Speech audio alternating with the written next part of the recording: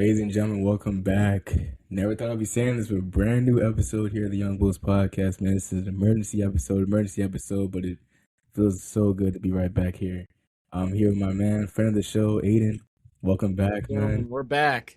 We're The back. show is back and rolling. I'm excited. Back and rolling, man. Aiden actually hit me up on Friday to, basically say like emergency episode because, if you've been living under a rock, the greatest player of all time just signed with the Philadelphia 76ers. So, I had to come back and, do an episode to talk about it, man. But before we get going, man, I just want to say, it's been a minute. It's been a while, obviously. I think the last episode I put out was like January, if I'm not mistaken. So it's definitely a lot of stuff's been going on. But nonetheless, it feels so good to be back in front of this camera, in front of you guys with the microphone in tow and just talking sports and just doing what I love, man. Obviously, school got in the way. Other hobbies like photography that got in the way too. But it's going good. So, that's why I took a break from the podcast and everything like that. But nonetheless, like I just said, it feels good to be right back here with you guys again. And hopefully this isn't the last episode. Hopefully this leads to more episodes in the future. And I'm starting to think that depending on how this episode goes, that may be the case. So, all that being said, let's get to it, man. Obviously, the biggest offseason move. Yeah, the biggest offseason moves this offseason, LeBron James to the Philadelphia 76ers. Aiden, how are you feeling about it first?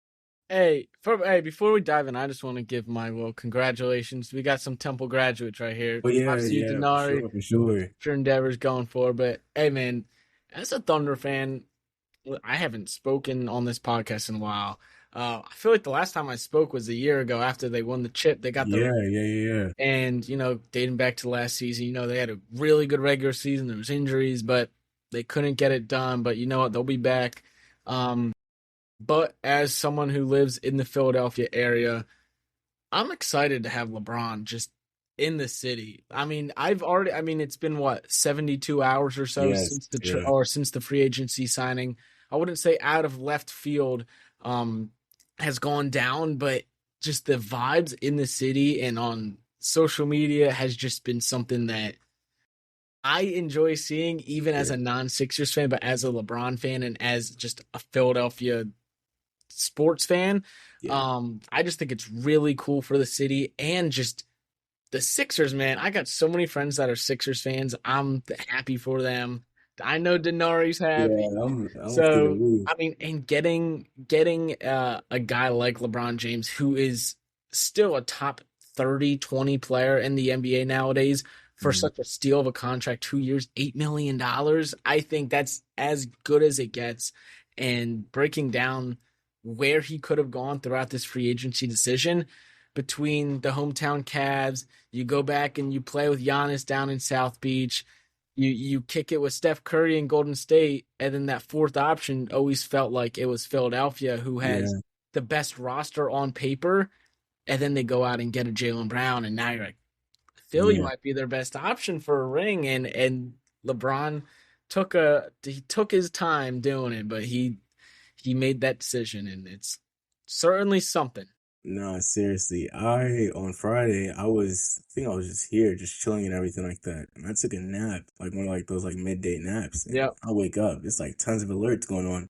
And I see like, Bron's Instagram video and everything, the Meek Mill dreams and nightmares and everything like that. I'm getting all these texts like, oh, we got Bron. And I'm like, whoa, like it's wild, it's crazy.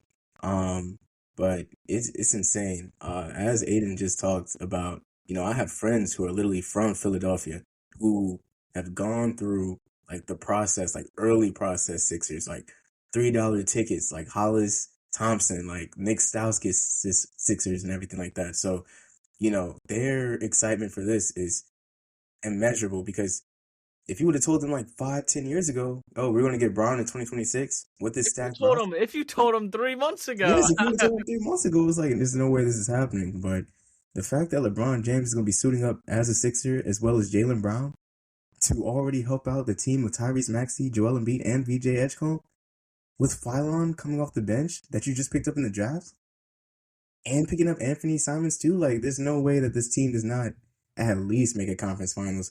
No, scratch that. At least make the NBA finals, man. There's no way that they don't do that, especially with the greatest player of all time on the team. And then there was reports today that came out. I think Sham said it, but Bron is going to be playing the point.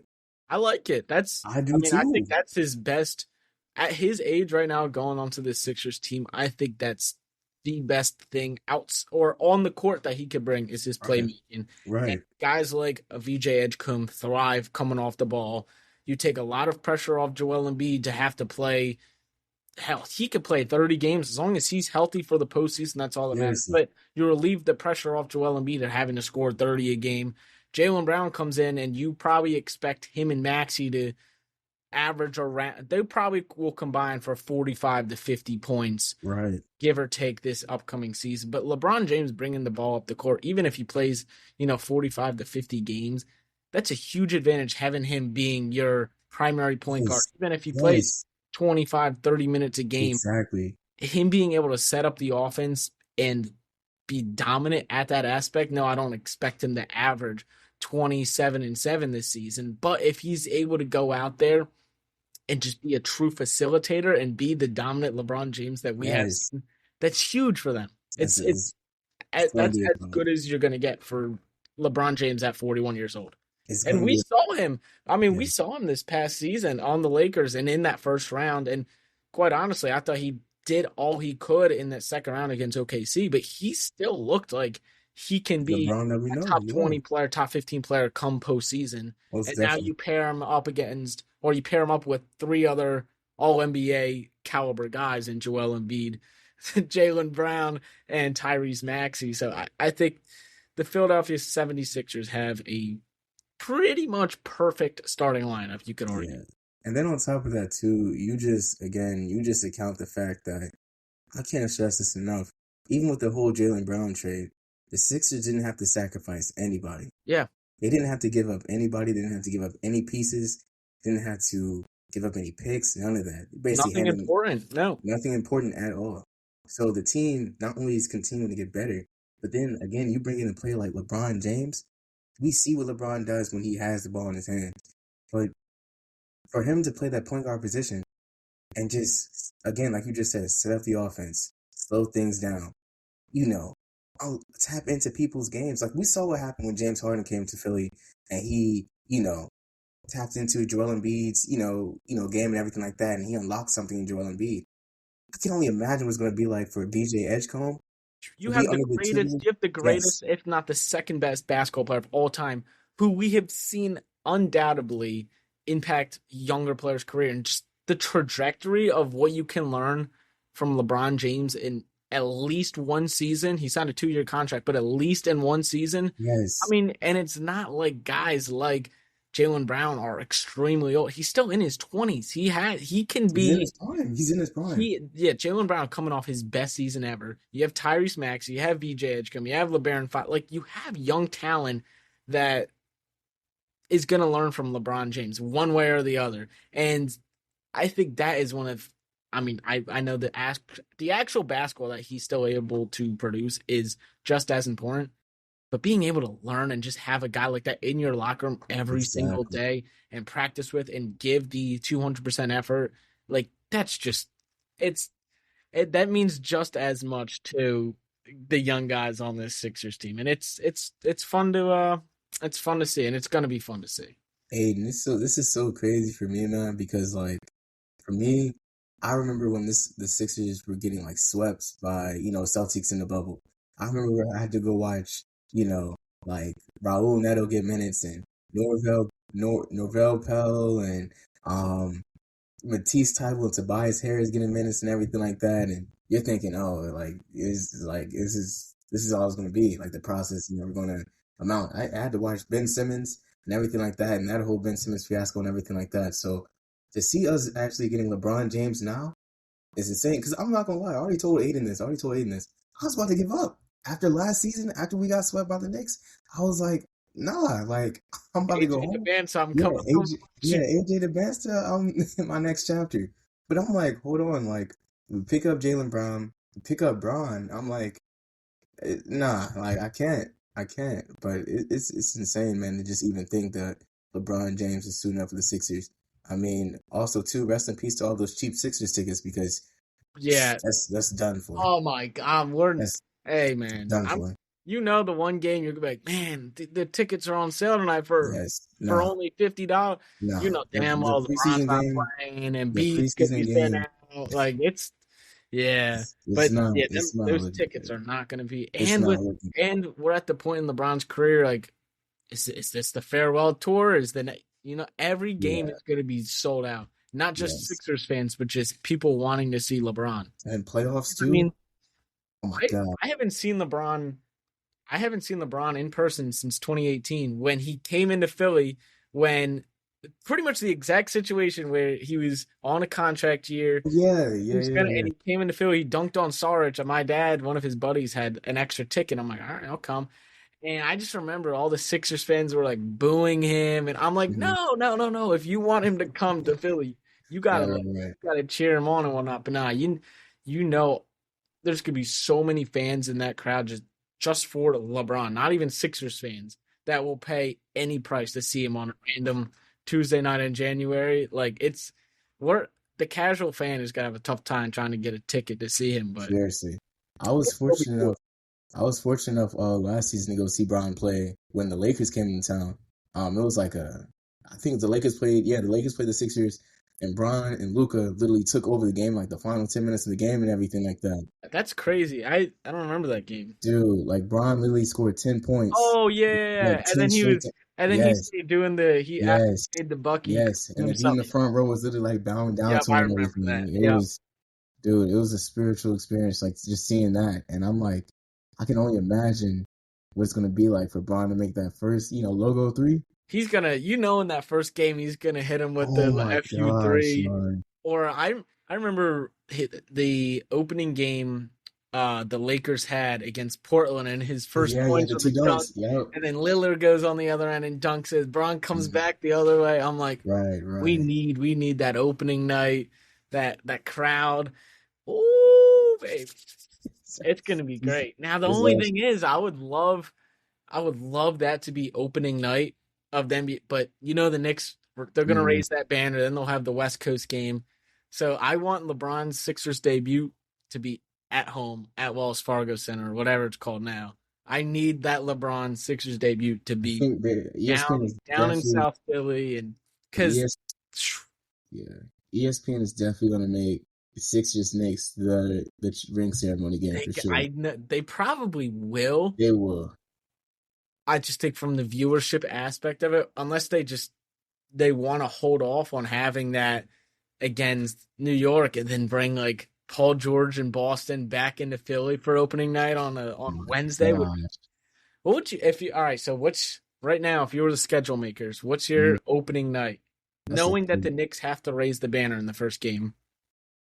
opening night, because opening night's 2 games, right? It's Yeah, 2 games one for opening East night. Coast and one West Coast. But Okay. the champions, like whoever raises the banner, hosts no matter what. Okay. All right. So opening night, obviously, I think I want to do Knicks Spurs opening night.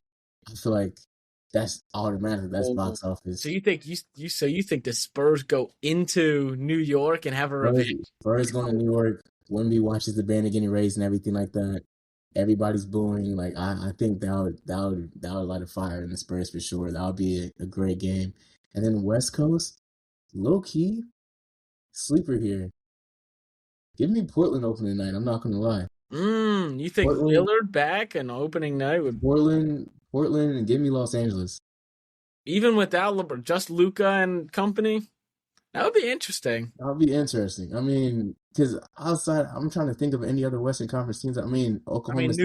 new look, Minnesota Yeah, yeah, yeah, LaMelo going yeah, into wherever it may be. yeah, Hey man, you're still looking at the yeah, number one seed in basketball last year. yeah, yeah, yeah. What happened with Wemby though? That's all I gotta say. What happened with Wemby though? That's all I Hey, we'll gotta get say. his number next time. I'm not worried I about need to it. trade Chet seriously, man, or something. I Chet, don't. I don't. nah, Chet's. I think Chet's in it. He had such a good season last year. It sucks they made like one bad game or semi-poor series like reflect on him, which I get. Like I know the lights are at the biggest. Like they shine bright in Yeah, that moment, and like that's what a lot of people see, and that's what they make their assumptions on. But nah, I think Chet will be fine. for sure, for sure. And speaking of OKC though, man, obviously you guys had to let go of some stars and everything like that. Yeah. How are you feeling? Aaron Wiggins, Lou Dort, Isaiah Joe gone. And then yesterday too, you guys tricked the Nuggets into getting into the second apron Spencer and everything. Jones situation, yeah. Yeah, I so think something like that. there's a lot of aspects of the sport nowadays where the second apron, I understand why it makes sense. Otherwise, we would have the LA Dodgers of the NBA, essentially, teams just constantly trading and signing whoever they want, which ultimately could and would ruin. I mean, you see how it plays out in the MLB with the LA Right. Dodgers, so I understand why they have the second apron. It's in every professional sport except for the major leagues, but it does suck for some teams that Yeah. you do see, like the Oklahoma City Thunder, who had such a talented team now for, let's say, at least 2 straight seasons where they were title favorites, and now they ultimately have to trade guys throughout their roster that are important players and have been important players throughout the past few seasons simply because they can't get under this second apron or they don't want to fall into this second apron and overpay what the league thinks that they should be allowed to pay without being penalized. So, does it make sense why you're trading these players? Yes. Does it suck? Yes. But I think Sam Presti did the financially smartest thing, trading away guys that can sometimes be unplayable and were unplayable throughout the past few postseasons. Now, I'll always love Isaiah Joe and Aaron Wiggins specifically last year in Denver in that game 4, bringing them back into that game. Lou Dort hitting multiple threes against Denver in that same series. The crazy shot against, I mean, this is just last postseason, but I understand why you trade these guys. You get under that second apron, and then on the back end, you offer a qualifying offer to Spencer Jones and force Denver to be in a really tough spot. And suddenly you have to make all these decisions within 48 hours. Like, A, do I pay Spencer Jones, who deserves the $12 million, but then we fall into the second apron. And then if we do that, all right, now we can bring back and kind of just mess around for 2 years, but we're going to be screwed no matter what. Or we let him walk and then see what we do with a Peyton Watson situation. So now that they re-signed him and OKC doesn't bring him in, they could do whatever they want with Peyton Watson, whether it's sign him to this long-term extension and then figure out what the hell they're going to do going forward, or they just say, all right, you know what, we're just going to bring him back on a qualifying offer and potentially lose him next offseason to unrestricted free agency. So Sam Presti kind of just was playing a little bit of chess, Yeah. so which I do like, and I think Spencer Jones either way would have been a nice signing for OKC, a bigger defender wing. With all the departures that they've had, OKC that is the past month or so, I just think it moves the it moves the expectations for the rest of the Thunder guys right now, and I think they should be in the right situation to kind of take on that role. Yeah, very much so. Very much so. I mean, you guys obviously you happened in the conference finals and everything last year. But you guys are still like primed to be like one of the top teams in the West. Obviously, back-to-back MVP with Shea. You have Case and Wallace emerging in the playoffs last year. Caruso Caruso and everything like that showing out. Obviously, great play from Hartenstein and great play from Chet, even though he had like a lackluster playoff last year, everything like that. And J-Dub coming. That's you. I mean, you look at it. You were an AJ Mitchell slash Jalen Williams injury away from. Seriously, I think would have been a complete 180 in the series. But you know what? Injuries happen. It's what it is. Sports, and you just gotta bounce back on it. But I was actually posing a question to you right now in the NBA with how free agency is, with how every current constructed team is. Who are your legit 1A title favorites? Not just like I think they can, but 1A, just like I would legit say can compete for a championship right now. In the East and the West. In the East and the West, yeah. I'll let you. I'm curious. In the East, I'm not gonna lie. In the Eastern Conference, I can only name 3 teams that are title favorites like right now. That's the Knicks, that's the Sixers, that's the Heat. You think the Heat already? are Is in that that crazy? conversation. Is that crazy? Because obviously they have Giannis. Giannis changes. I think I see right now. I'm agree. I think the Sixers are in that category, and The I Knicks. think the Knicks, no doubt about it. And For then sure. obviously the Heat are a thing. I mean, they're a very good team. I Right. think they're a very solid team around Giannis, but Giannis is one of the best players in the NBA. Right. He's proved that he can be that guy. Right. But I just think without the help Shooting. surrounding him and the shooting, Hmm. like sure, Bam Adebayo and Giannis Antetokounmpo are going to be the best defensive front court in the NBA, probably. I mean, that's a given.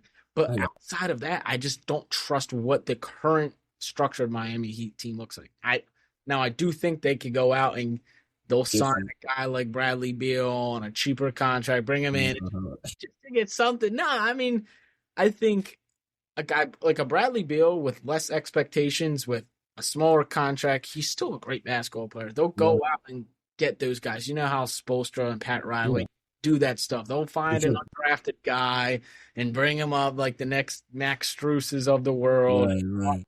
So while I do think the Heat can be a very good team, I wouldn't put them into that category yet until we see where Like the rest of how the it gels. roster Okay. fills out, how they start to look. And Ooh, then okay. And then I think that's it. Those are my two 1As out east. I mean, Detroit right now, there's a question mark with Jalen Duren's contract, but Yeah. I think they need to prove it a little more for me to get into that 1A I agree. I agree. conversation. But what about out west? What's Out your west, I would say Oklahoma City, obviously. San Antonio, obviously. yeah? Honestly, I don't see any other team outside of those two in the West. I agree. I agree. I think like Minnesota, Denver, those are like 1B teams. Everybody else after that is like C or below. great. It's like the Rockets. The Rockets are like they're all over the place. They just signed Yeah. Thunder shooting coach Chip Engelland a couple days ago. So if that can help, if they could get their shooters going, then that team can be scary. But I think a lot of these other Western Conference teams that you look at are one something away, and they're a lot of they can be good if like they don't have that next step. They don't have that championship DNA. Right.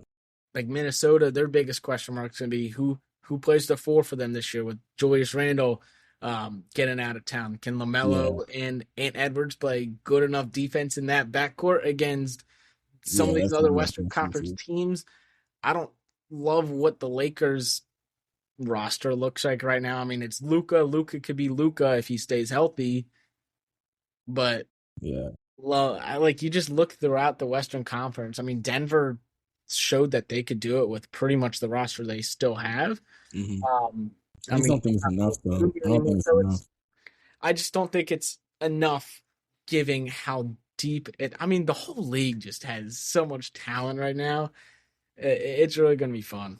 It's so crazy too because I remember the conversation last year, especially with the West was everything. Like, oh, the West is gonna be a bloodbath and the East is gonna be like it's gonna be weak.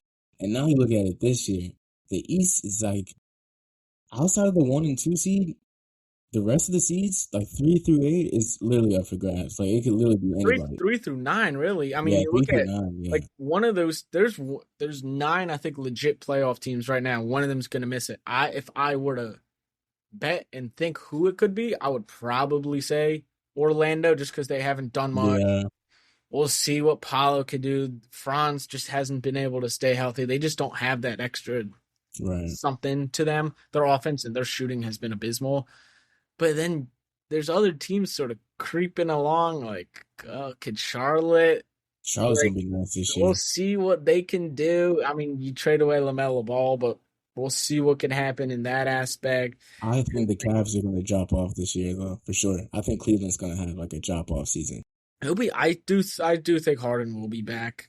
I think he was waiting to see what LeBron wanted to do before making some sort of contract decision, but I do expect him to be back, and I can also see him taking or that Cavaliers team kind of taking another half step back. I do think Yeah, they will still be, for sure. in that official playoff top six come the end of next regular season. I won't be surprised they're like 5 or 6 though. Like But I could definitely see him taking a step back. I mean, and the Pacers will be back next year too. Tyrese Alvin, Halliburton, yep. healthy and ready. I mean, they're a year removed from the NBA Finals, I'm not and gonna lie to you. I'm not gonna lie to you, Aiden. A team to really look at for next year in the East is Washington. I'm telling you, yeah, see, I not see yet. the vision, but I don't think it's time yet. Now, do I think they could be in the hunt similar to like the Charlotte Hornets last year? Potentially. I mean, you got if Anthony Davis could stay healthy, if Trae Young could be the Trae Young we know and love, AJ DeMonta is one of the best prospects we've seen in a couple years. Obviously he's a rookie, but he's still going to have some sort of expectations. Yeah, And then you have so much other talent, young talent around those core main players where I could definitely see them competing. Now it's just going to be tough. Like, I don't think teams are going to pencil in a free win against the Wizards now on a yeah, given night. Like, that's a younger team led by a few veteran guys that are going to want to win basketball games. If yeah. Anthony Davis isn't asking out for a trade and wants to stay in Washington, he's going to compete and he's going to want to win. Mhm. Anthony Davis at his age is not going to want to play for a tanking team anymore. Not at all. He wants to play competitive basketball. I mean, I'm not speaking for Anthony Davis, but I think you can Yeah, assume. yeah, yeah. In this day So, and age, for sure, for yeah, sure. and Trae Young even like signing a contract extension, like he'll be back and fully healthy going into next season. So it's gonna be a It'll lot be a of fun interesting. season. Yeah, for sure. And then even like teams that we didn't name, Chicago, like with Caleb Time, Wilson, yeah.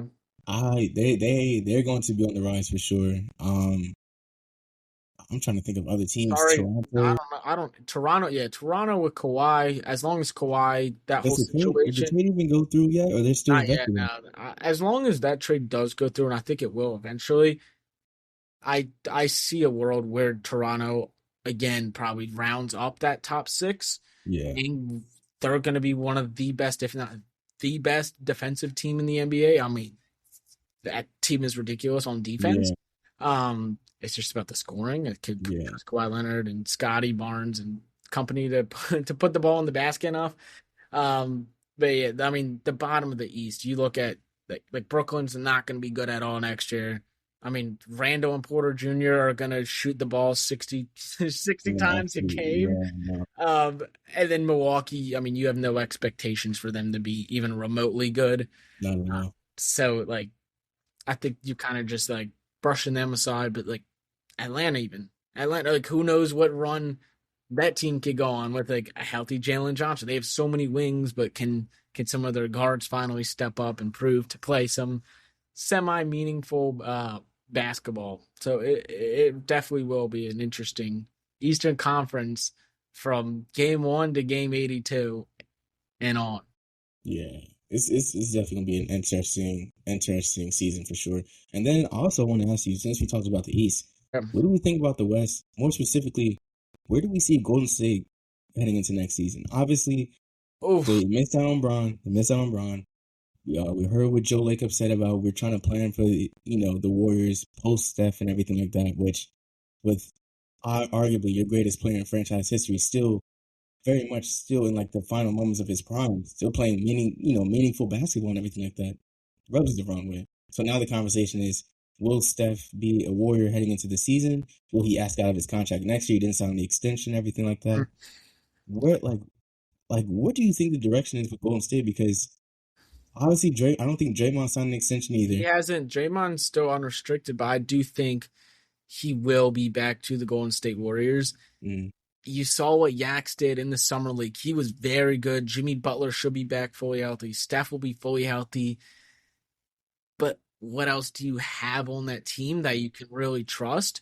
They've probably had arguably one of the worst off seasons of actually, any I team think in the it like league. They haven't the made worst any option. trades. They haven't Yeah. signed anyone. They just have not looked good outside of their Yaxel Lenenberg draft pick. Mm, You have the aging Steph Curry. You have the aging Jimmy Butler. You have an aging Draymond Green, likely. I I guess you run it back and just try to get some of these guys who are veterans to come into Golden State. But like, do you really want an aging DeMar DeRozan like right. playing on your team? I don't think that really moves the needle for you at all. And then you just you compare your team right now to a lot of the other teams in the NBA, you could be looking at a non-playoff team out west right now. And I don't think that's that crazy to say. Not at all. But at Not the at all. same time, I don't think Steph Curry is the type of guy to leave a team like the Golden State Warriors, which he's been his entire career, and then leave Jimmy Butler in the dust. But they've said they don't want to trade Jimmy Butler, and he's not. So I just think they're in such a tough spot right now, and that Yeah. front office really has to make a tough decision without hurting their superstar franchise player for the past 10 years in Steph Curry. So they're definitely in a predicament, but realistically, I would say I don't think they make any drastic moves, and we're just going to see a subpar Golden State Warriors team kind of riding this train of Curry until he kind of just the wheels fall off, which Yeah. is a shame, and that is partly why I would have been intrigued to see LeBron and Steph kick it one time.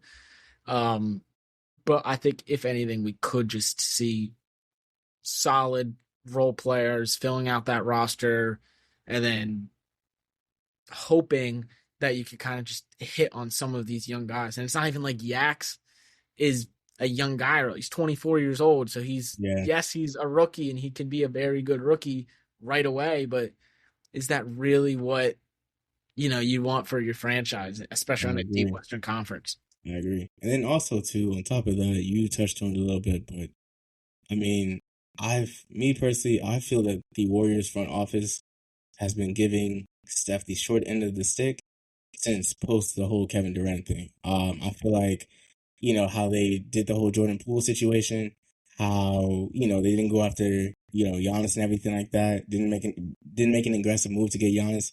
Didn't make an aggressive move to get Lauri Markkanen at the deadline and everything like that. I feel like they've given them the short end of the stick and basically just given them scraps and been like, make the best of this, and still expect Steph to go out and play as a Steph that we all know and love. But in all honesty, the team that he has is not going to give him any sort of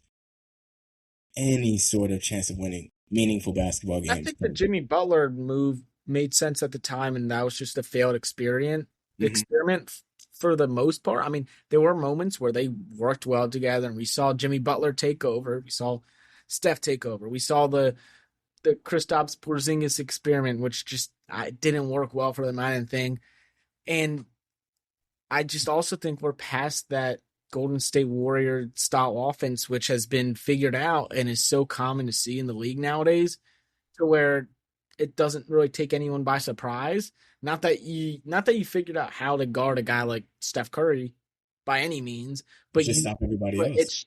It got picked up quicker than teams were able to in the late 2010s, and then one more time in 2022. And I just think it's the Golden State Warriors dynasty. Obviously, the dynasty is over, but the threat that the Warriors have been for the past decade and a half or so is finally starting to officially come to an end, I believe. And again, any night Steph Curry could have 40 points and they could beat up on you. But I just think with the direction that Golden State is going, it's tough to really see them beating any of these teams that have great talent and are still relatively young. So it's tough for the Golden State. Yeah, it's tough for sure. Obviously, me personally too, I just don't see them, making any moves again. And then as well as that, I don't really see them in the playoffs, coming into this season as well. If anything, they may just make the play-in, but you look at, 3 through 9 for, the Western Conference, I feel like that's just going to be a toss-up. Obviously, third spot, I got Denver. Fourth, I'll get Minnesota. I'm trying to think of the other teams in the West. Fifth, I think Houston will have a good season once again. It'll be interesting to see how the Clippers do. Portland's going to be a surprise team. Portland, once again, they will be very good. I don't think Cooper Flag and Kyrie Irving and that Mavericks team has enough pieces around them yet to make that jump, but I do think that they could be a team. You're not like going into a night, you're not giving yourself a win, but they will definitely be competitive. I mean, Cooper Flag's an absolute dog. Kyrie Irving. I think they'll be a fun little duo to watch when fully healthy, and hopefully, Low key too, a sleeper team that I mean, after obviously they weren't playing well basketball last year, but we had some individual stars in that team that was playing well.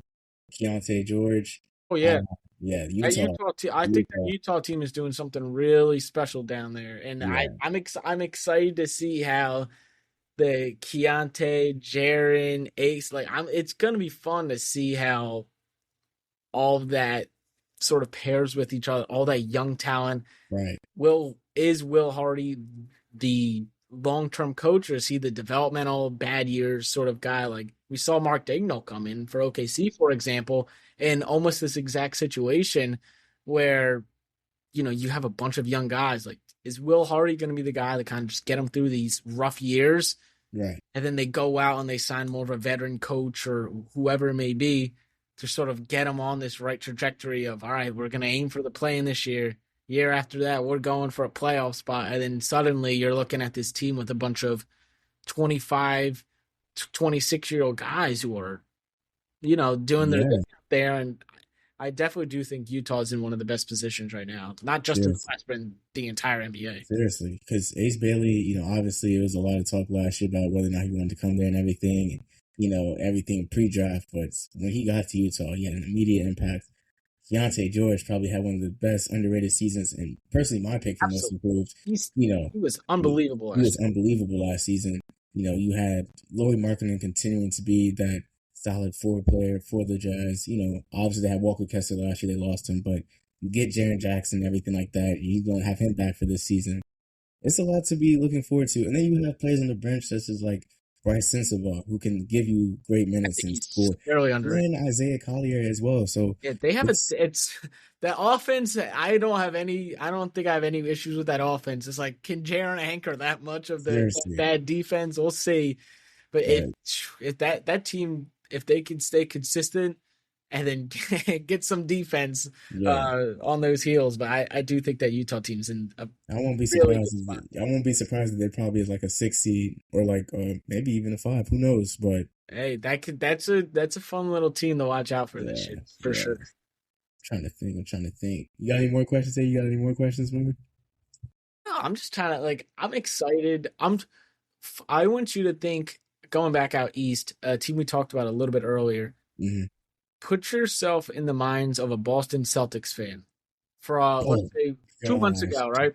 yeah. Where They were up 3-1, they're up or 3-1 in the series, right? mhm. We know Tatum's not super fully healthy. He's kind of lingering injuries and whatnot. Put yourself in the mind of after that game 4 when you're up 3-1 in a series Mhm. against the Philadelphia 76ers. Jaylen Brown's coming off his best season. And then Man, yeah, right, yeah, you fast forward to a few days ago, or not, well, a few weeks ago, and then to a few days ago with the official signing of LeBron James to Philadelphia, likely because of Jaylen Brown solidifying the rest of that Sixers roster. You go from Giannis Antetokounmpo talks. Well, first you go from 3-1 conversation. You go from mhm, being up 3-1, blowing that 3-1 lead, to okay, now our eyes are set on Giannis Giannis, Antetokounmpo. Jaylen Brown's likely going to be traded, but where will he be traded? A lot of eyes are on the Milwaukee Bucks. You see yeah, Jaylen Brown potentially in Atlanta, but you're expecting to get some sort of really good haul back right, for a top 10 player in the league, arguably in Jaylen Brown, off again, like I was saying, his best right. season. And you're just not able to get Giannis Antetokounmpo because you want to have guys like Hugo untouchable.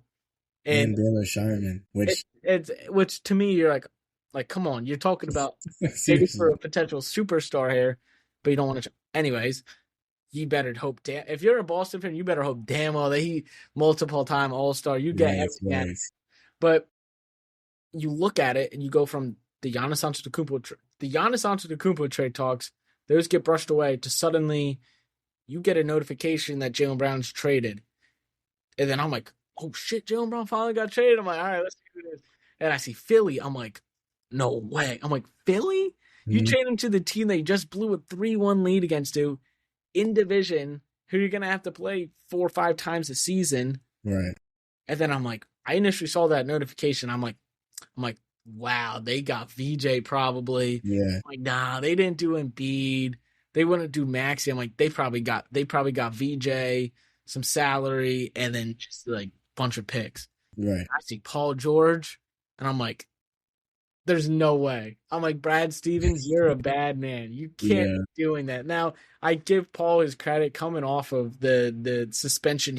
He was magnificent. it was great for He us. was he was really good. But at the end of the day, you just compare age, talent, and contract, and you lose all three of those. Yeah, Right, I mean, right. it's one of those situations that I mean, you have to feel for Boston fans. I could care less because I'm not a Boston fan, nor do I like Boston Seriously. fans. Um, so I just think it's interesting to look at that perspective, how quick the NBA can change, Yeah. just like Charlotte and How LaMelo Ball. I mean, you look at the future that Charlotte's building up, and then all of a sudden, out of left field, you're like, what? LaMelo Ball gets traded yeah. away for so. It really just goes to the thing of how the mighty have fallen. I mean, for as long as I remember, like Celtics fans have been talking crazy trash on the Sixers, like, oh, like, 3-1. Obviously, their experience and their history was meeting the Sixers in the playoffs and stuff like that. The Celtics have always had the Sixers number and everything like Yeah, that. they have. Always had it. So heading into 3-1, I was at game four. So I saw Peyton Pritchard go off. I saw Jaylen Brown going off too and everything like that. And Well, I was there too. I forgot I was there. I was like, wait. yeah, I was trying to do the yeah, math, and I was like, was that game three or game four? Yeah, I was there too. yeah. And I saw that happen. I'm like, oh, it's over with. I literally went outside. Like they had like the little street interviews, and I was like, it's over. Because I was like, the Sixers. There's no way we come back from this. They're about to take the series back to Boston. Oh, Like, no, I was at game six. That's what it yeah, was. I was at game six I was too. I at was game at game six. six That's too what it because I was. saw you. But like, yeah, I was like, it's over with. Like, it's done for.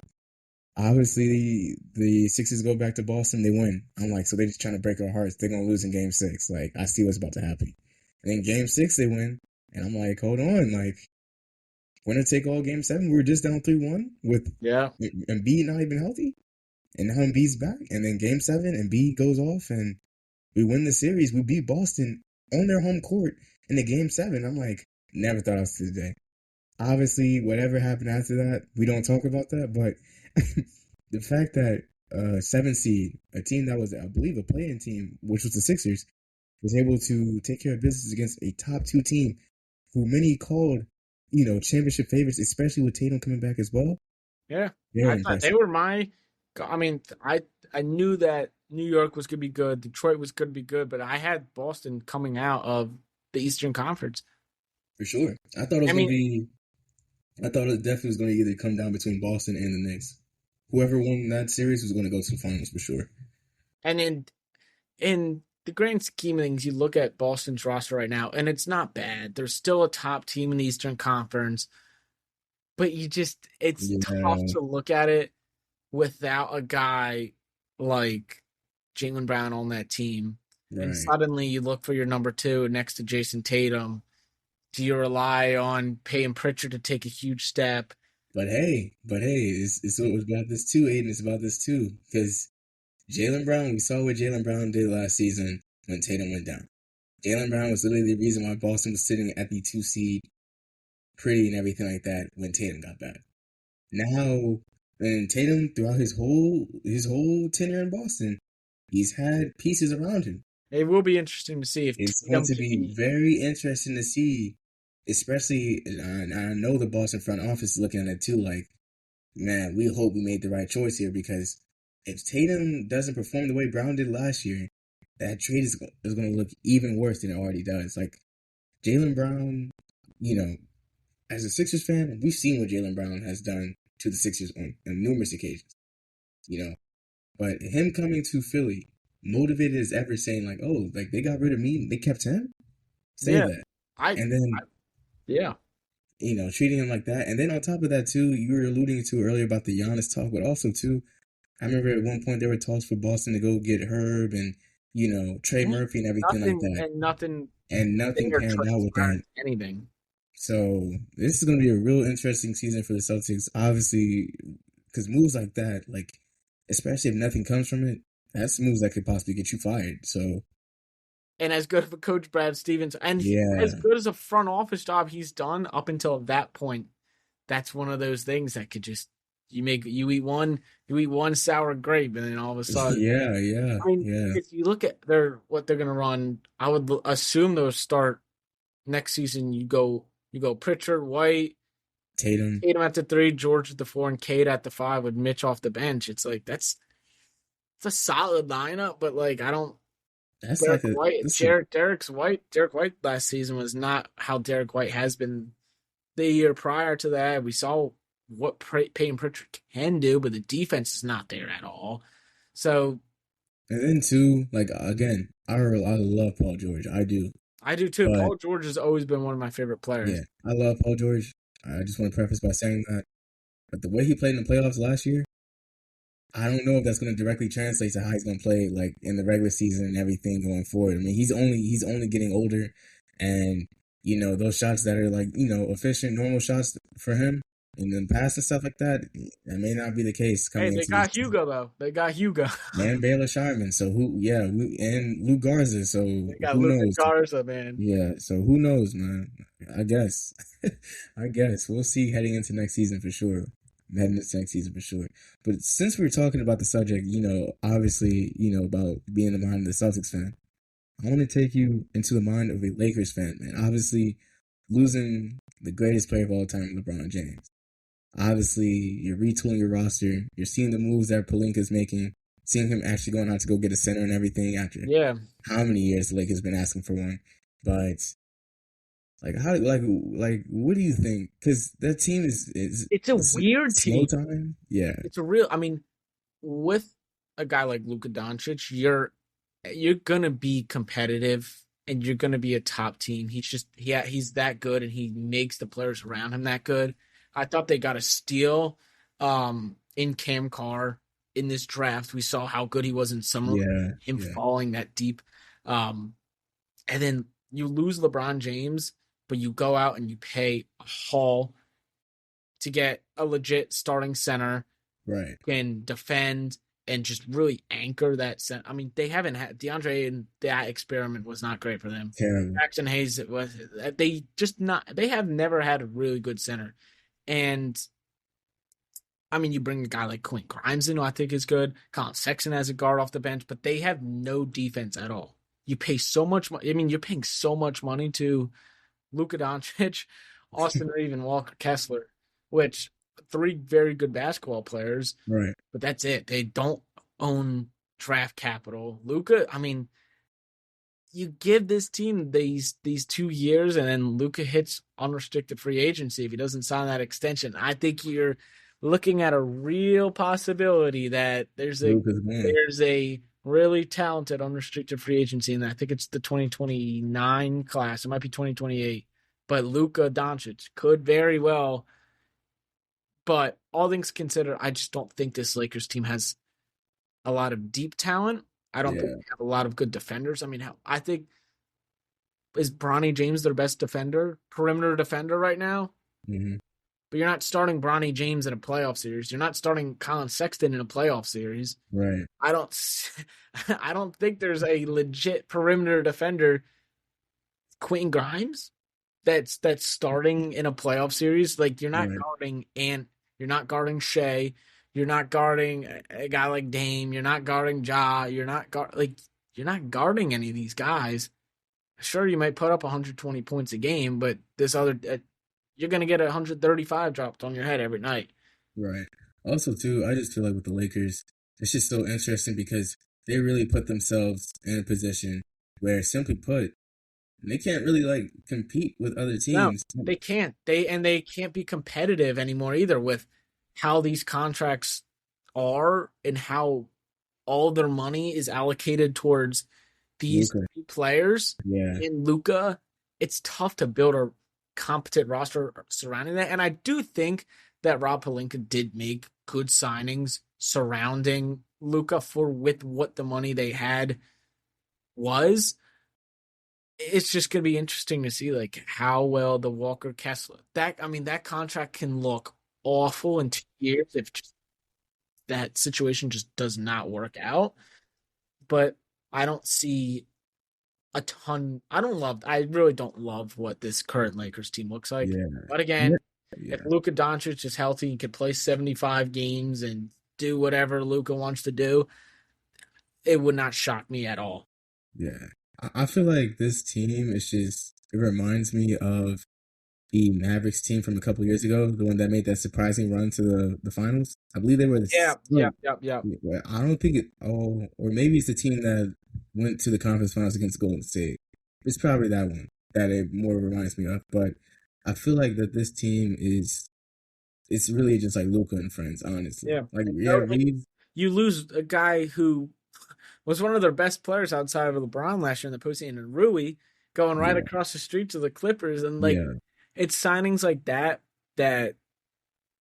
bringing back a Rui Hachimura just increases both your floor and your ceiling. And not having that, you're just like, damn. And he didn't go yeah, for a lot at all either. at all, at all. Just And like, it's like, Palinka, what are you doing? on top of that too, like that's been the thing about Pelinka. That's been like the thing that Lakers fans have been talking about with him over the course of the past couple of years. Because I believe it was last summer, I did an episode and I talked about how the Lakers need to go out and get a center for Braun. And I Yep. said that the only centers that were available at that time, I think, were like Aiden and Horford or whatever like that. And or And you could try to yeah, get like a Robert Willett, but that's yes, not those right, aren't right. legit starting centers in the NBA. And Like then the needle. and then I believe not even a couple of days later, when I did my following episode, they signed LaRavia. And I was like, there's no way that these are the only moves that the Lakers are making this offseason. Like, we're trying to help Braun win another title. You can't do that if it's just him, Reeves, and Luka, and that's it. Like, he can't do that with that team. And the same thing with, AD, obviously, when he was in LA and everything like that, how the Lakers need to go out and get a true five, and they couldn't. And they, simply put, I just feel like since they won that title in 2020, and I'll say also as well the 2021 season as well, maybe, when it comes to the pieces that's been around LeBron and everything like that, the front office has not been proactive at all when it comes to making great moves. I have a question. Do you So, think that just think about the entirety of LeBron James's career?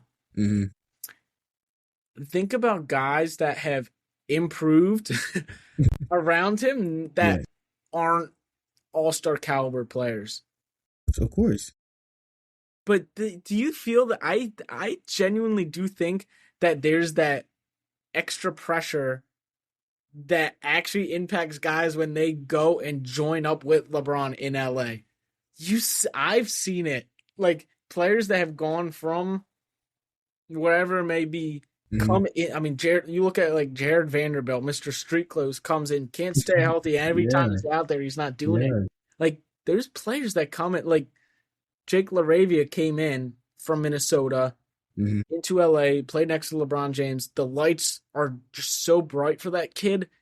And sure, he had glimpses of whatever, but it's tough to come in and play next to one of the greats like LeBron James and be coached. And there's certain guys that are able to, right. adapt to that The pressure. transition is easier. The transition is easier, but then that also goes to why are we going out and making deals for these players? Sure. Where they're Why better, we're not going out and getting guys that have the experience and are used to playing under correct. for the pressure. Like this is when you go out and get yourselves a guy who's solidified. I mean, sure, you look at like Russell Westbrook a few years ago. That experiment and the Lakers was not good at all. But Yeah, on paper, it's like we just even got a with guy. Melo, even with Russell Melo, Westbrook. he played there. You look at the 2021 Wizards Westbrook. We talked about it like a year and a half, 2 years ago, how dominant he was. You Yeah, bring him right in, and you expect him to be another All-Star Westbrook, and he just wasn't ready for the moment. So I do think that there is that weird random aspect of LeBron, like out as good of a leader as he is, there is that pressure to step up yeah, and you have to play up to LeBron's standards, and some players just can't do that. But he also makes so many other players great, right. which is like you look at Austin Reeves being able to step up into the player Yeah, he is nowadays. So yeah. it is interesting. And it is definitely something that I think Rob Pelinka can capitalize on more, finding those players and the scouting team and whatnot, finding those guys that can fit in next to LeBron when he was in LA, that now can fit alongside Luka Doncic, and hopefully we could see, those guys that are able to play off of Luka more, like we Yeah, saw in Dallas, like like a PJ Washington, Derrick Jones Jr., those types of guys. right. So hopefully this Lakers team in Luka, not hopefully for my sake, I could care less what the Lakers. Yeah, I couldn't either. I couldn't either. Um, but we'll see how Luka can be as, back to the number one guy without another superstar next to him. Yeah, yeah, it should be an interesting season for the Lakers. Obviously, a lot of eyes going to be, on the Lakers and how they play with this new look team. Obviously, again, like you said, with Luka's performance, Rui's performance, especially after getting the crazy bag. I didn't expect him to get that crazy of an extension, but again, gave him that bag and then letting all of that talent walk and everything like that. It's going to be interesting. Who do you think? All right, if you could, I want to come back to this at the end of the regular season next year. Gotcha. Who in order, or what teams I should say in order, are going to be the most watched, from most watched, and then second most, third, fourth, and fifth? Most watched, obviously, is going to be a toss up between the Sixers and the Knicks. Then you got OKC, San Antonio. LA still in there. That's the real question. You don't think LA, biggest market, one of the biggest markets, still with Luka? Because LeBron's out of there. I think it's interesting now. There's just so much better teams in the West that you could. There are, but it's the smaller markets though that you really like. Are people really going to be tuned in every night? Lakers are probably rounded out. Honestly, it's tough. They're probably rounded out. It will be. They're still gonna get tons of coverage on ESPN and stuff like that too. Anyway. Miami though, you think Miami with Giannis and South Beach? That's what I'm saying. It's gonna be tough. That's what I'm saying. Like Giannis and the Heat, like they may actually take that 5 spot for the Lakers and everything like that, and be like one of the teams to watch for and everything like that. Especially after Bam had 83 last year too.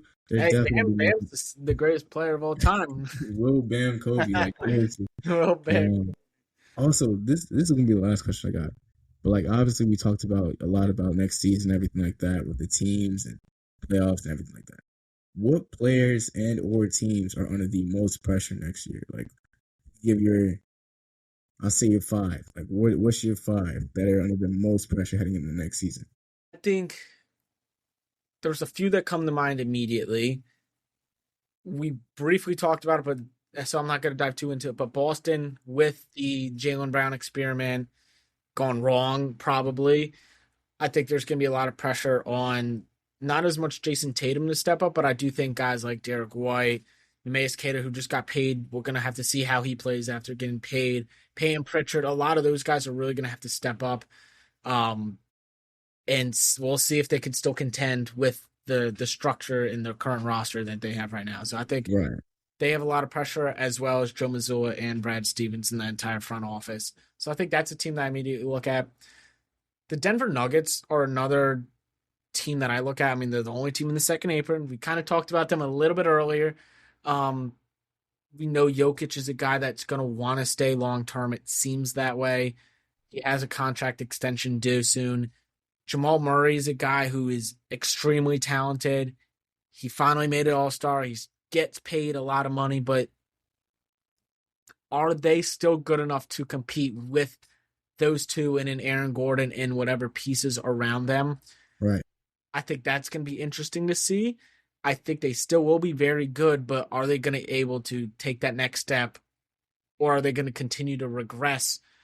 Not that they've regressed significantly, but ever since winning the championship, they have not been able to get all the way back. It feels like every year they're slowly taking a step back. Yeah. I think OKC has pressure, actually. I really do think OKC has the pressure of you win the championship, there's expectations for you to repeat and get back to the championship. And I don't think there's any concerns about SGA at all. But I think there's a lot of pressure on a guy like Jalen Williams to, one, stay healthy, and two, Chet Holmgren to continue that stride and to continue that upward trajectory in his career. Jerry McCain's going to have a lot of pressure finally being, playing for an entire healthy season, hopefully, in the NBA. Cason Wallace is likely going to be the starter. He's expected to get paid a lot of money. So there's guys on that team that are going to have a lot of expectations. And all the eyes have been pointed on them for the past few seasons. So there's going to be a lot of expectations, I think, for those guys outside of Shea to see, can they continue this movement, or are they going to fall into the champions that seem to fall off like we have seen for the past few champions? I mean, you look at Boston, they got there, they haven't been back, and they're sort of on that downward trajectory. You look at Milwaukee a few years back, they never got there. Denver, they're slowly on that decline. So it's going to be interesting to see if they could get back to the top and stay at the top, or are we going to see the key departures that they've had this year kind of kick them in the butt and we should have went into that second apron. So I think that's a team that's interesting to watch out for. Sure, for sure. Pressure, you said players or teams? Yeah, players or teams. Yeah. I think the Clippers situation is interesting. Trading away Kawhi Leonard, I do think is the right move for them. But you bring in talent who just is a weird mesh. Keen Wagler, I do think, is a very interesting prospect, top 5 pick. But he's very raw. Yeah. He's going to take a while to develop, I do believe. He had an incredible season at Illinois, but it's going to be interesting to see if he's an NBA-ready guy. I don't think he was a top 5 pick guy in terms of just pure talent. I think there was better prospects on the board that they could have taken there, but that's the point. Yeah. I do think that there's just pressure on them to, I don't know what their direction is. I mean, you don't have your draft right picks. You don't have the rights to your draft picks. You go out and you're signing veteran guys. We also have a 30-year-old Brandon Ingram. Then you have a top 5 pick on your team. And then you have a situation where the past few years you've been semi-competitive to get to the play-in, but you've never been able to make that next push. And then last year when you're bad, you luck out in trading away Ivica Zubac for a top 5 pick, which had a 50-50 shot of conveying. And I think that was just a huge, I mean, that's a sigh of relief if you're a Clippers fan, because like you could have traded away, Zubac for nothing essentially. But now you get a top 5 pick out of him. We'll see how Keem will go. So I think there's a lot of pressure to see how the post-Kawhi Leonard era officially looks. But you have the pressure of competing without your draft picks. And then the last team, it's as crazy as it sounds, is the Brooklyn Nets to me. As bad as they're going to be, they need to do something and slowly start to develop some of their young talent. I mean, they had 5 first-round picks last year. You draft a guy in Mikael Brown Jr., who I think is an absolute stud and can definitely develop. And I don't think there's immediate development that we're going to see from these young guys, but you got to get something rolling. And bringing in a guy like a Julius Randle and a Michael Porter Jr., I think can definitely stunt some of these younger talents' growth, just because a guy like Porter Jr., he doesn't want to be a Brooklyn Net and just chuck shots for a team that's going to win 15 games, who also doesn't have their pick next year because it's going to Houston, which is just a mess to begin with. Yeah. And then Julius Randle, I think both these guys are contenders to be either bought out or traded at the deadline to a contender, but the Nets have not been able to develop anyone. The only success we've seen them have has been Jaeger. Their forced success. Oh, and Jaeger, damn it. I think Jaeger is finally starting. I think he could take that next step eventually. But the only success we've seen this Brooklyn team have the past decade plus has been going all out and signing a big 3 that didn't work out. So they have not been able to develop any young talent really. And who's their best talent they developed?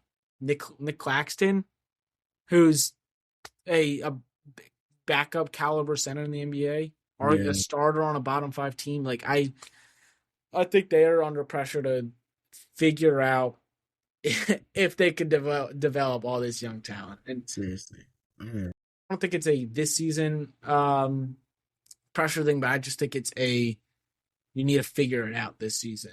not develop everyone right now and rush their developmental process, but you need to figure out if the coaching staff that you have in the front office that you have surrounding these players can work well. I get that. I get that. All right, cool, cool, cool. All right, so for me, I'm saying as far as the first off, let me start with teams that I think have the most pressure heading into next season.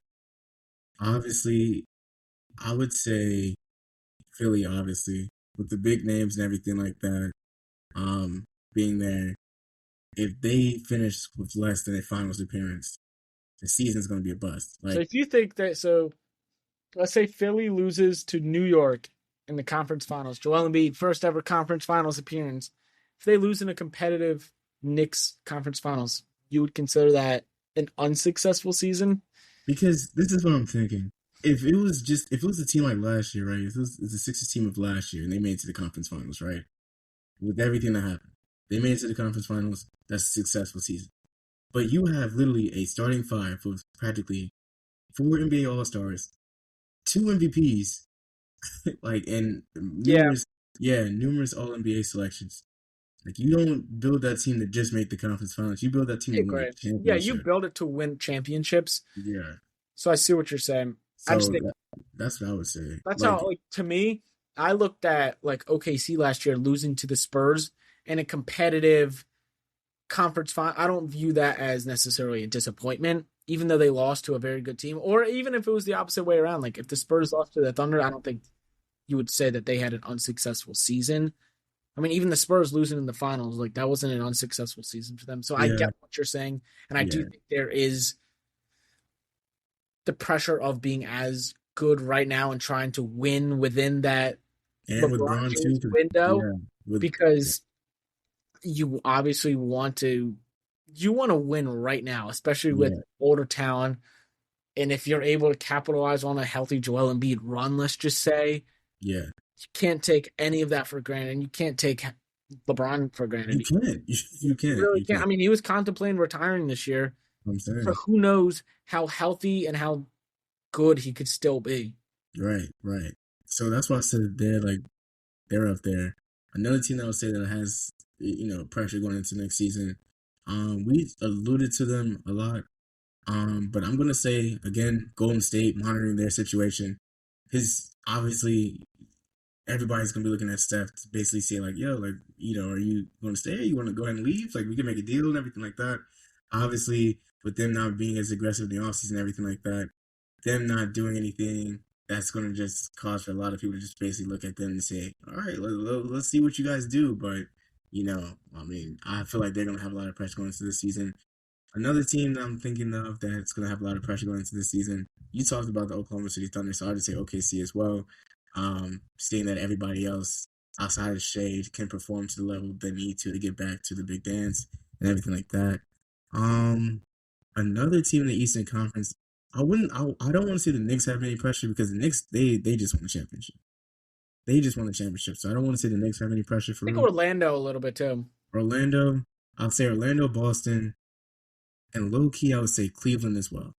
Cleveland, Cleveland has for the past 3 seasons been building towards something, and whatever they're building has just not panned out at all. They went from last year having one of the best records in the league with the Oklahoma City Thunder, with many people saying that this was a finals preview and everything like that, only for the Cleveland to get bounced out first round or maybe second to the Pacers. I don't Second remember. round, yeah. Yeah, second round to the Pacers and everything like that. To then following that up with this season, having success, getting James Harden, and then completely laying an egg in the conference finals and everything like that Yep. against a superpower Knicks team, which exposed Harden's defense the whole series. With this season, you already missed out on Braun. You have your core coming back with Harden again, who's probably most likely going to sign that extension. You don't know how many more years of this you have. Mitchell is only going to be able to play at this high level for a couple more seasons, with still being happy in his current situation, being a Cleveland Cavalier and everything like that. Yeah. Before he probably axed out and everything. So, I mean, they have the immense pressure to at least get back to the conference finals, or at least, They I mean, I do. They're don't, gonna. I mean, yeah. You look at them. They're gonna have to get through Philly or New York if they want to, most likely, if they want to get back to the conference finals. And on paper, they have the talent to do it. It's not enough. We'll see. Let's see. Not, Yeah, it's going to be tough. I mean, you saw Jared Allen. He had one of the best playoff runs in his career. He had the best playoff run in his career. He was great. And then Evan Mobley, very similarly to a guy like Chet Holmgren, had spurts of being good, but then there were moments he just was semi-unplayable. And it's funny, you look at some of these athletic, more modern bigs in the NBA, Jalen Duren, included in that, who there was a lot of times where these guys, these 7-footers, were either unplayable or forced to play because there's still a good talent that just was not playing well. So I think it's interesting to kind of look at that. Like those three of the 4 centers in the conference finals were not playable. Or not the conference finals, but in that final 5, once Cleveland got there, I mean, Wemby was great and Cat was great, but some of those other big men that just they did not live up to expectations consistently. Right. And then lastly, I'll say for a team that has pressure heading into next season, I think you talked about Denver, but I'm going to say Denver as well. Jokic is going to continue playing at a high level. We know this. Murray's going to continue playing at a high level. We know this. But everybody else that is not Jokic and Murray, they need to do that. Well, Peyton Watson's situation too. Yes. So it's like, because Jokic it's only going to be a matter of time before Jokic basically is like, yo, I can't win anymore here. I think I want to test the market and everything like that. And I don't know when he's supposed to be a free agent or anything like that, but he has 2 or 3 years. Okay, so I mean, I'm not saying it's possible, but if they're not making any moves to win now and at least make another deep run, I don't know what to expect. And then honorable mention, I'll say the Timberwolves, obviously with the whole LaMelo, with the whole LaMelo and Anthony Edwards situation. Those are 2 ball-heavy guards. You're going all in on LaMelo Ball, which can work, but we'll see, man. Yes, because LaMelo Ball, like until last year, I would say, hasn't really been on a contending team anymore. I mean, hasn't been on a contending team and everything like that. He's never played meaningful minutes. Yeah, never played meaningful minutes. He's in a whole different conference. He's not playing in a weak East anymore. He's playing in a very, very deep Western Conference. And having to play off with arguably one of the best 2 guards in the West, probably in the league right now with Anthony Edwards and everything like that. It's going to be interesting to see how they play together. And I know I said honorable mention, but another one I'll say is Phoenix Suns as well. I mean, obviously, with the Suns, you look at Devin Booker. They went to the finals in 21. They have not gone back since.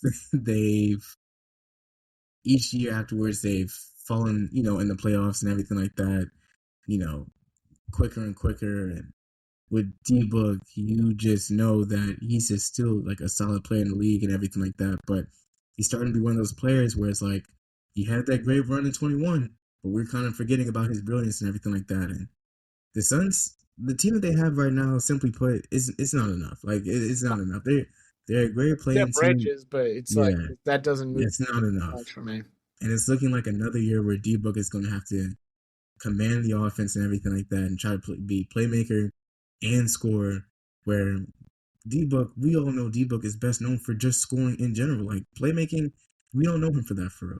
I know D-Book to take over games and score when he needs to, but to rely on other players to do that as well, Come on, Malawatch season. He cooking in summer league. It's Malawatch season. We'll see, man. We'll see. And then with another season of Ryan Dunn, hopefully he continues to develop, UVA legend. But we'll see. Jordan Knott. I think Jordan Knott's a tremendous coach down there. So they're in the right direction, but it sucks seeing. But I don't want to see Booker's career just like. I don't either, man. I don't either. In a weird way, like I want him to ask out. I honestly want him to like request a trade, or I want him to do that because I feel like 21 was his best chance, or maybe a couple years with KD too as well. But 21 was literally his best chance of getting a championship, and he had a great season that year. And Jalen Green could start to shoot the ball with a little bit more efficiency, then that team could be fun again.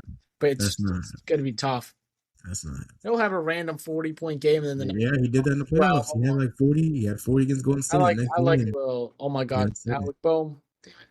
Yeah, yeah, but no, that was a lengthy episode. So hey, Aiden, Appreciate y'all. If you are listening right now, I appreciate you.